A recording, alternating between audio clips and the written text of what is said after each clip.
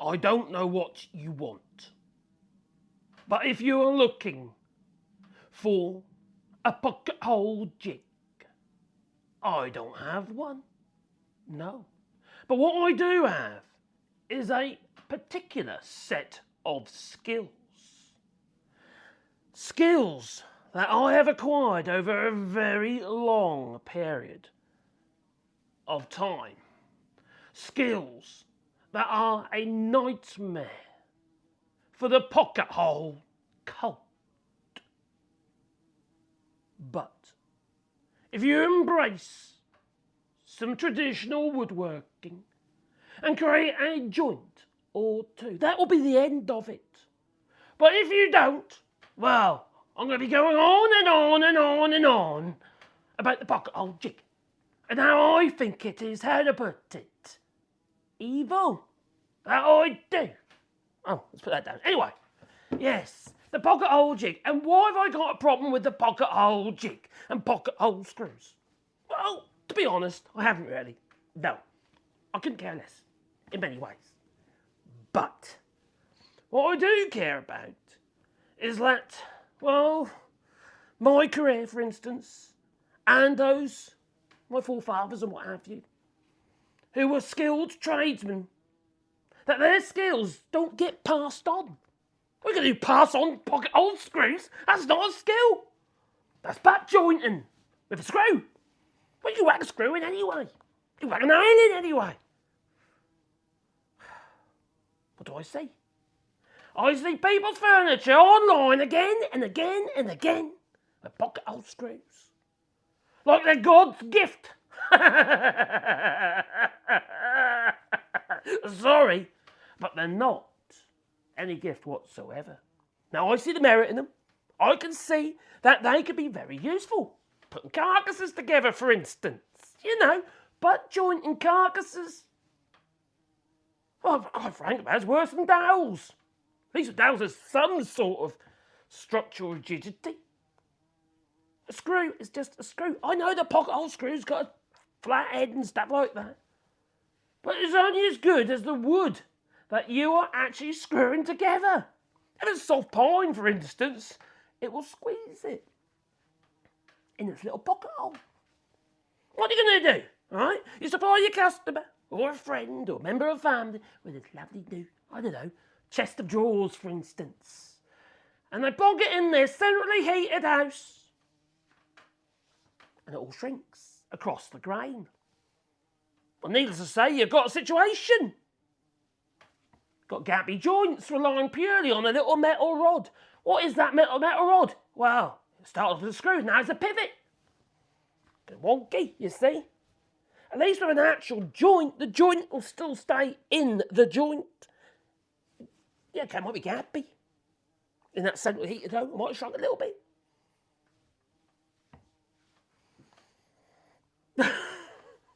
Sorry.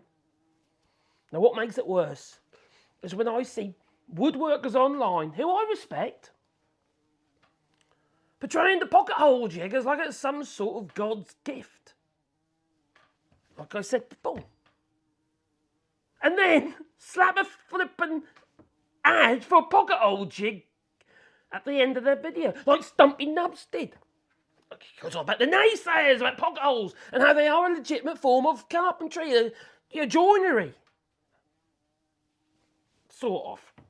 But that's what he's doing. And then at the end of his video, he's got oh yeah, but you buy this pocket hole jig, blah, blah, blah, link down below. The dishonesty of these people. I'm sorry. I think it's shameful. I really do. We as woodworkers should be promoting traditional skills so they don't get lost. Like I say, I can see the merit in them. Merit in... Oh, of course, my bear. Sorry, it's a bit of a rant. I'm sorry. I can see the merit in the pocket hole jig. I really can. But when I see furniture and what have you, drawer boxes put together, pocket holes, there's holes absolutely everywhere, like there's deep countersinks. It looks diabolical. Visually, I think it's ugly. You know, you've got to put your pocket holes on the outside of, well, you're joining a corner together, for instance. It's got to be on the outside. You don't pocket hole in the inside, otherwise the screw will be too close to the outside edge, you see. That's what you shouldn't do. But people are doing it. Now, I uploaded the video. Well, actually, I did a remix of somebody else's video, which you can do on YouTube. You might know this already. And this young lass, she put together all this furniture, and every single joint is a pocket hole. It looked like a flipping colander. Unfortunately, it stoked up the cult, it did. I got loads of comments I did, many of them, because they were just downright rude and nasty and the sort of thing I don't want on my channel. Offensive. It's just like, it literally stirred up a hornet's nest. I thought it was quite funny in some ways, and pathetic as well. Now, I personally don't really consider it real woodworking. Now, I do butt joint and I'll screw things together. I'll use my biscuit joiner, I'll use my domino downer, but I'll also cut a joint. But what I won't do, you see, is do the whole thing in pocket screws. No. If I think it makes sense to use a pocket hole jig, which I haven't got, let's say I'll put screws in, for instance, I will. If it makes sense. If it's logical. And if it's going to be strong.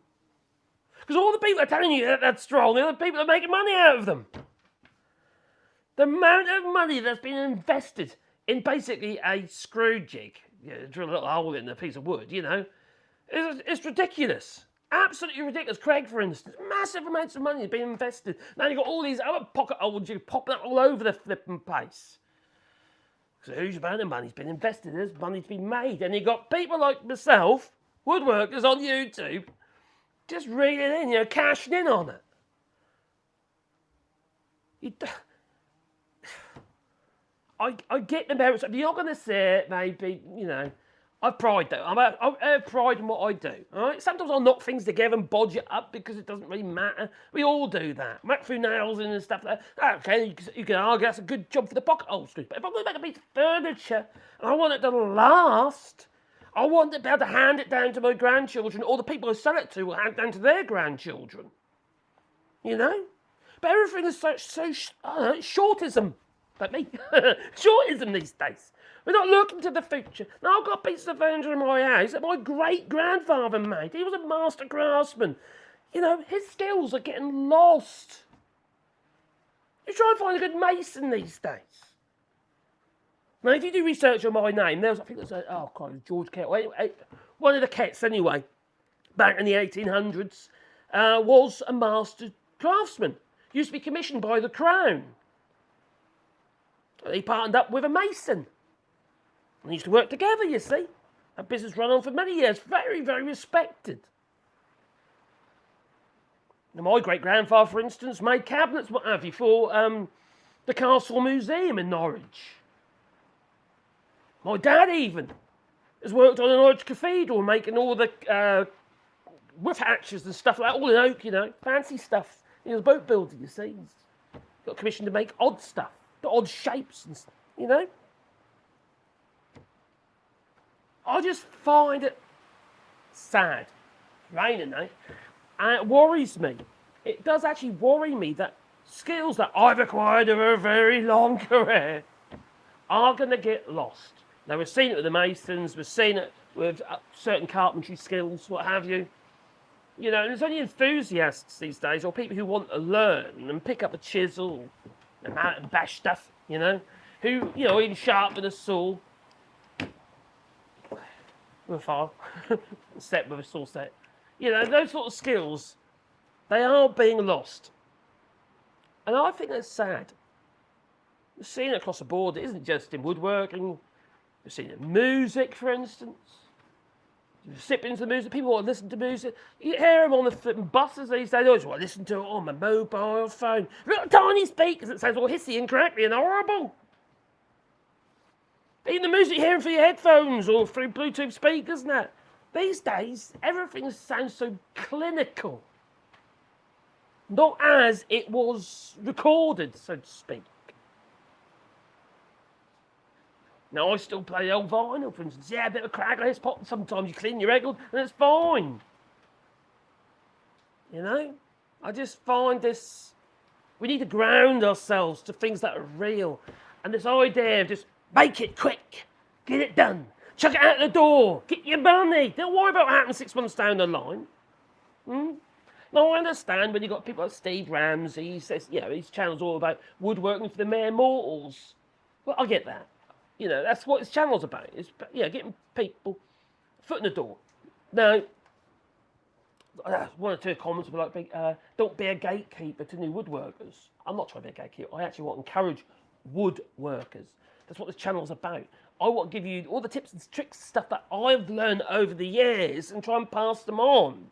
And sometimes, oh crikey, I forgot about that one, I'll make a video. You know? I want to share what I have learned, which my father didn't do, to be fair. My grandfather, my great-grandfather did, yes. He was in his 80s and showing me stuff. But it's just, when it's lost, you see, when it's gone for good. And I just feel it's a crying shame. Fortunately, there is a number of people who want to embrace mallet and a chisel, hand saw, or something like that. You know, although everyone seems to want to use these Japanese pull saws these days.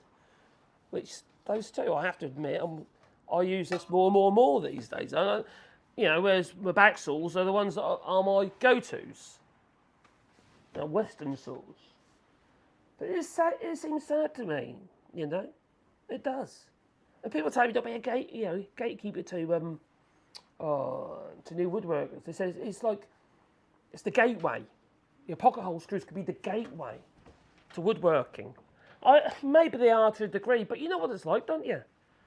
Once you found an easy way like that, you think, oh, why would I do it any other way? Why would I learn to cut a dovetail? Why would I learn to do a haunch tenon? Or why would I learn to do a tusk tenon? Why would I learn to do a bridle joint? Why would I bother? I can just use my pocket hole screws. I told you it'd be a bit of a rant, didn't I? They are not a replacement for traditional carpentry, woodworking, cabinet making. They really are not. Musia, artisan. That's not replacement. It's a compromise. Just like the just like the dowel joint was a compromise for like a mortise and tenon, you know? Just like, I don't know, argument's sake.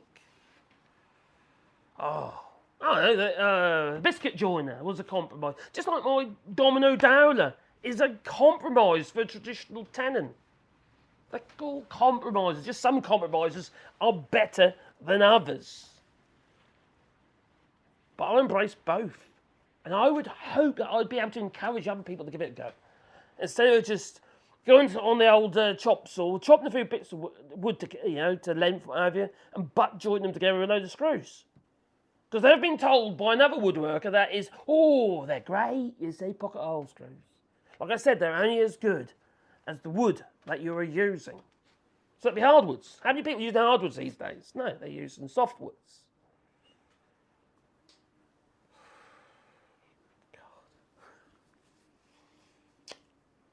What people say to me, they're boomers and all that. Great. It's like, I'm set in my ways. I'm open to new things. Hence, I've got the domino dowel and stuff like that. You know, it's expensive. I don't necessarily say people should buy one. Although I have to admit, for me, it paid for itself very, very quickly. And that's the only reason why I bought it.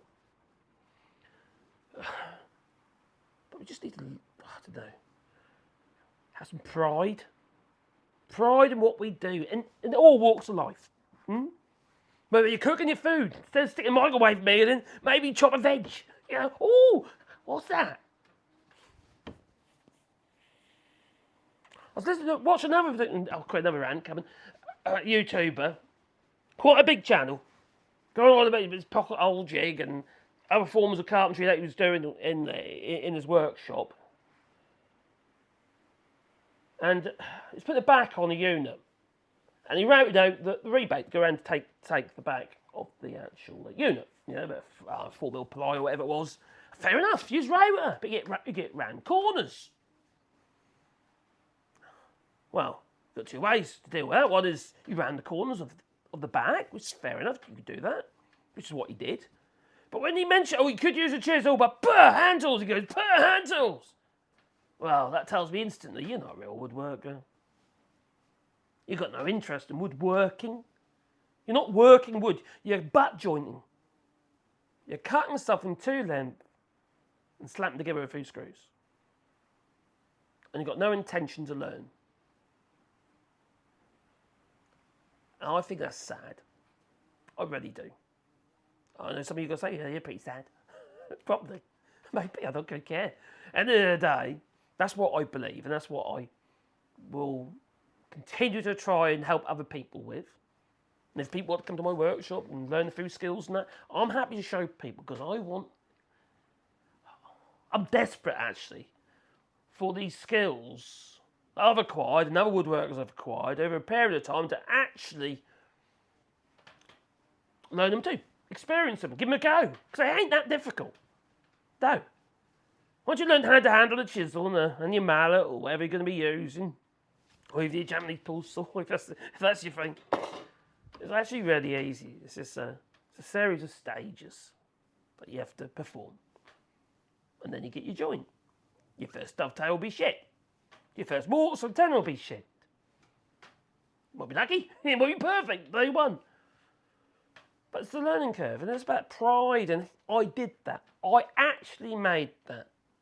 Not slapped it together, not just cut the bits of wood to length and butt joint it. No, I actually made it. You can step back and look at whatever you make, and you can be rest assured it's going to last, well, last a lifetime.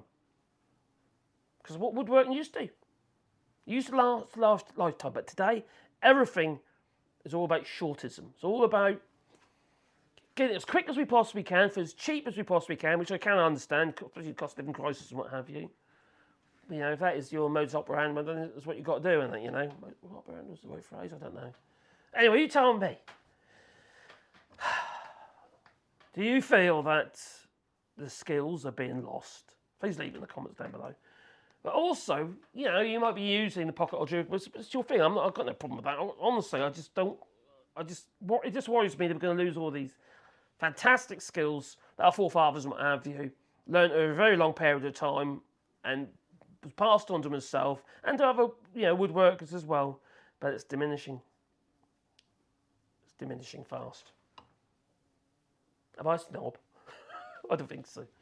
No, I'm a purist, I would say. In many ways. Let's get back down to earth, shall we? Anyway, please beep the old like button. You're probably going to hate me. Because what are you using your pocket old jig? Just chuckle them and thing, will you? Toodaloo. Comments down below, beep the old like button, and maybe subscribe to the channel, little bell icon, because then you get a warm fuzzy feeling in your pocket every time I upload another video. Anyway, it's time for me to go, so I can say toodaloo, you know? Yeah, toodaloo. Yeah. Oh, bloody colds.